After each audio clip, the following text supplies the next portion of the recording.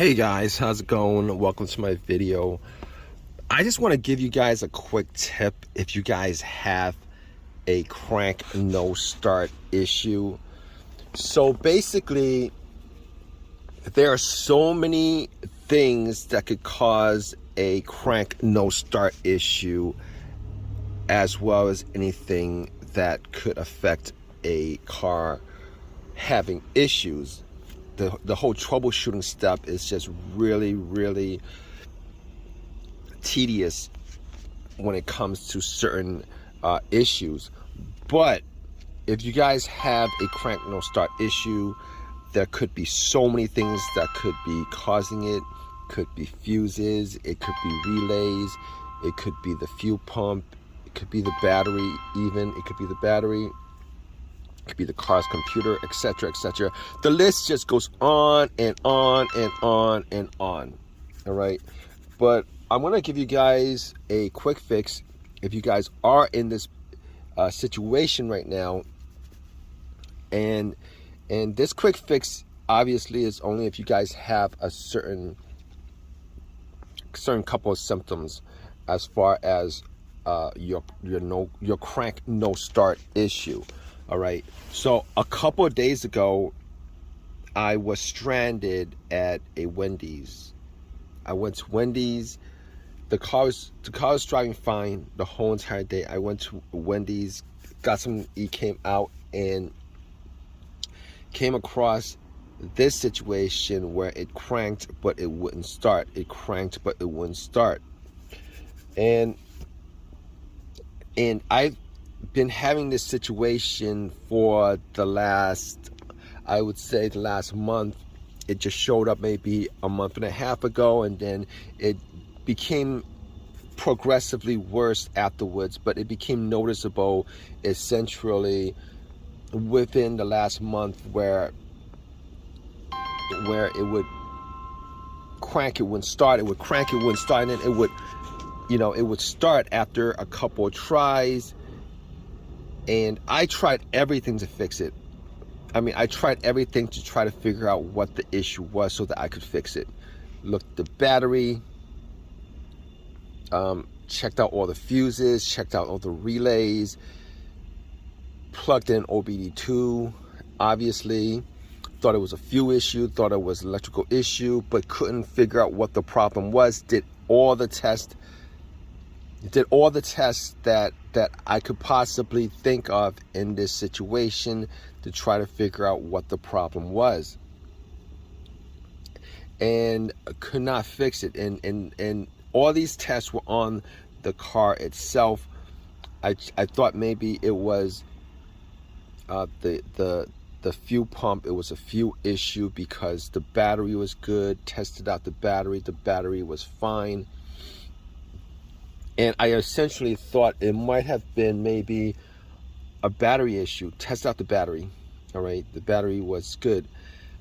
It wasn't low. Changed out the battery like 8 months ago. Thought maybe I bought a bad battery, but no, it wasn't the battery. The battery was good. And then it occurred to me that maybe it was the fuel pump. I know it wasn't the starter, because when I was troubleshooting it, I was going down the list of things that I was trying to look for as far as what could possibly be the problem. So I ruled out the battery. I jumped it. I charged up 100%. That wasn't the problem. I ruled out the starter. Obviously, it was cranking, so the starter's fine. Sometimes if you have a weak starter, it might not crank all the way, but when it cranked, it was a very strong crank. So ruled out the starter, and obviously wasn't the alternator. And I looked at the fuses and the relays. I looked at the ground wire. Ground wire were clean. All the cables to the battery itself, I cleaned up. Tighten it, cleaned up. As far as the ground wire is concerned, it's connected to the frame. It's good. It's cleaned up. So went through all those steps to try to figure out what it was, and it wasn't any of those things. All right. So obviously, as far as troubleshooting is concerned, I'm going to go through certain steps just to figure out what it is. Easiest steps. So next thing is I looked at the fuses, used a fuse tester, tested out the fuses. All the fuses were good. Thought maybe it was the ECM that was the problem. Plugged in OBD2. It read all the way through.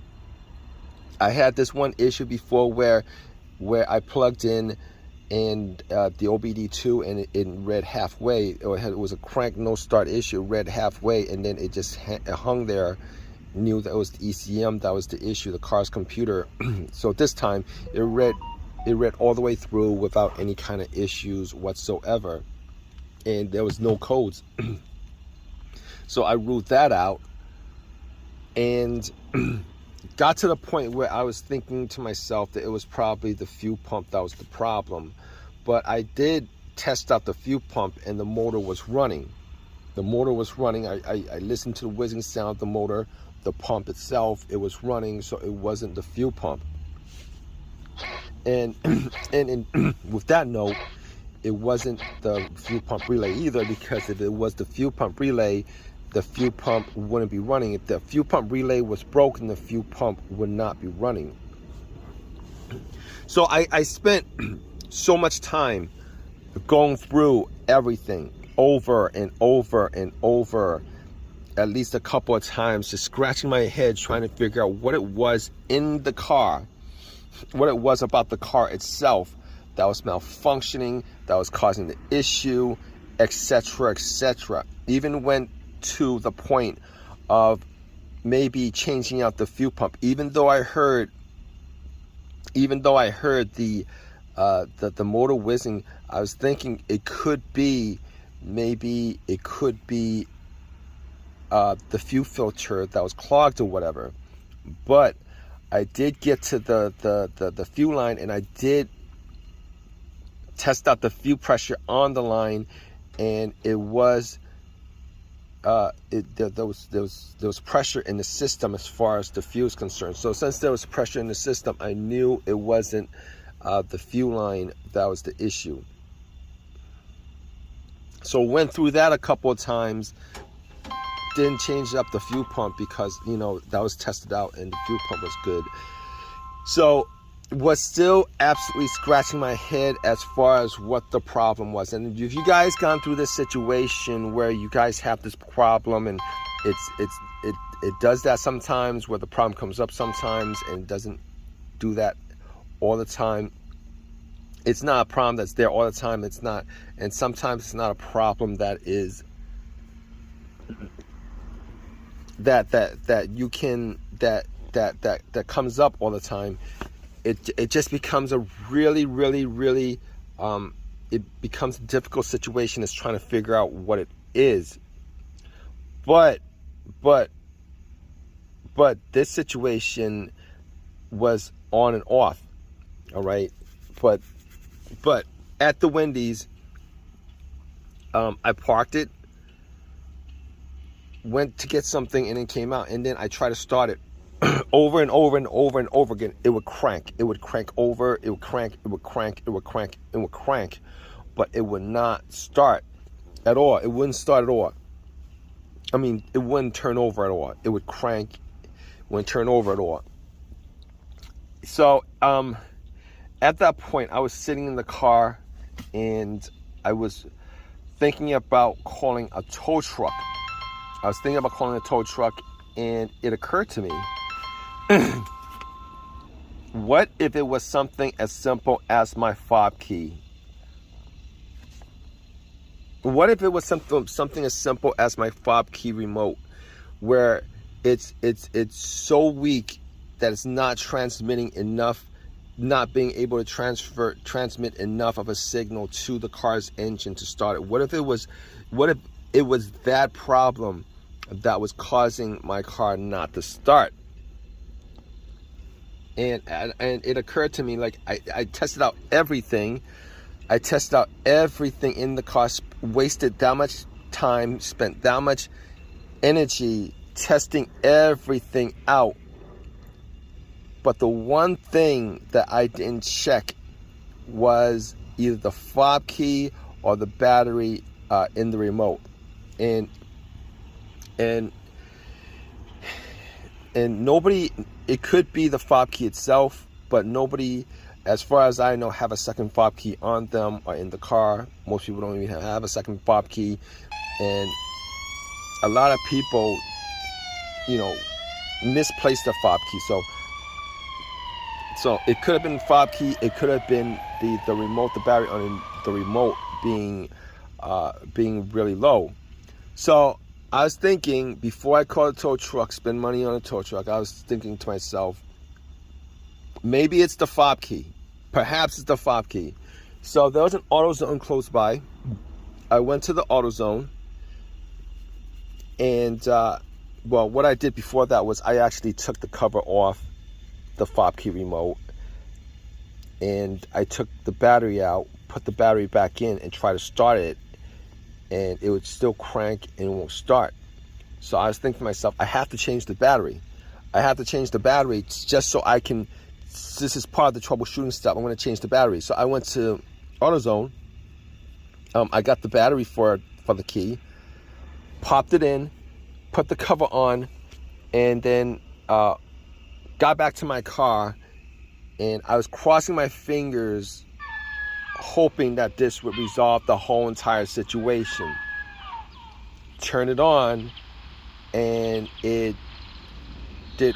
You guys guess what's gonna happen, right? I turn it on, and then it turned on. It automatically turned on. It worked, and it ran, etc., etc. So absolutely amazed that I missed out on that most simplest troubleshooting step as far as troubleshooting this crank no start issue.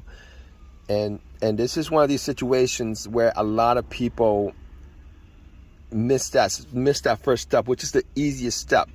If you took that step as far as changing out that fob key, and if you don't know when that battery was changed out, and then you changed out that, so if you don't know when that battery was changed out, definitely go and change out your fob key battery, because it's the simplest thing you can do as far as trying to figure out this situation.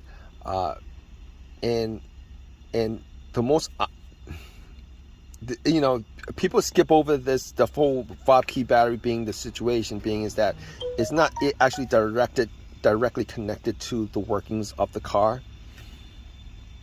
A lot of people don't think that the fob key itself is direct, aside from turning it on, they don't think that a remote actually is directly connected to, whether the engine starts up or not, for the most part, because a lot of people actually just skip over that step.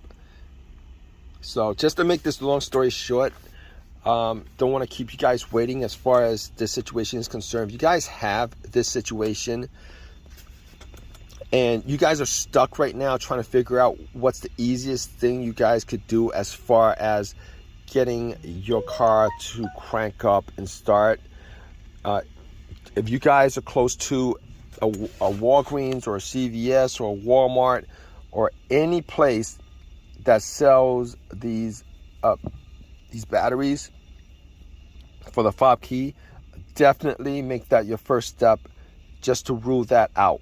Because if it works, that actually solves your problem right then and there. If it works, it solves your problem right then and there. That's the culprit of your problem. Simple fix. The battery itself is probably like $6 or whatever, and you could get your car moving. Problem resolved. All right. So I hope this has helped you guys out as far as your problem is concerned. Definitely, if you guys have your own personal experiences with this, definitely leave a comment in the comment section. It might help somebody else out. Please give me a thumbs up. Please subscribe. All that good stuff, right, guys? And hope the problem to your crank no start issue is as simple as that. All right, guys? So take care.